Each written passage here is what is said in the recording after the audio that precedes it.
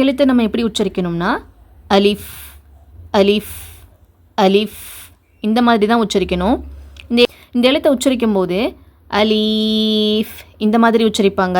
லீன்னு நீட்டி ஊதுவாங்க, அந்த மாதிரி நீட்டி ஊதக்கூடாது.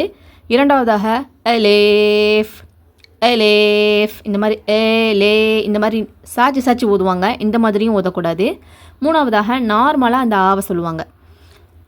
அலிஃப் அலிஃப் இந்த மாதிரி உச்சரிப்பாங்க, இந்த மாதிரியும் உச்சரிக்கக்கூடாது. அந்த ஆ சவுண்டை நம்மளுக்கு யார் தரானா ஹம்சா தான் தரும். ஓகேவா? இங்கே பார்த்தாலே உங்களுக்கு தெரியும் அலிஃபோட ஸ்பெல்லிங்கில் என்ன இருக்குது. ஃபஸ்ட்டு ஹம்சா இருக்குது. ஹம்சா வந்து குறியீடுகள் பெற்று வரும்போது இதோட சவுண்ட் எப்படி இருக்கும்னா அ இ உ அ இ உ. ஓகேவா? இதுதான் ஹம்சாவுடைய சவுண்ட். அதனால் இங்கே உச்சரிக்கும் போது அலிஃப்னு சொல்லாமல் அ அ அலிஃப் இந்த மாதிரி உச்சரிக்கணும். நீங்கள் இந்த மாதிரி உச்சரிக்கிறது தான் சரியானது. அதன் பிறகு இங்கே ஃபா இருக்குது பார்த்தீங்களா, ஃபா. இதை உச்சரிக்கும் போது காற்றை வெளிப்படுத்தி நீங்கள் உச்சரிக்கணும்.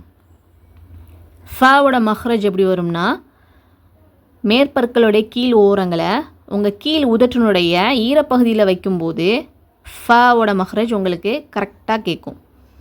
காற்று வெளியேறுவதையும் உங்களால் ஃபீல் பண்ண முடியும். ஸோ உச்சரிக்கும் போது எப்படி உச்சரிங்க?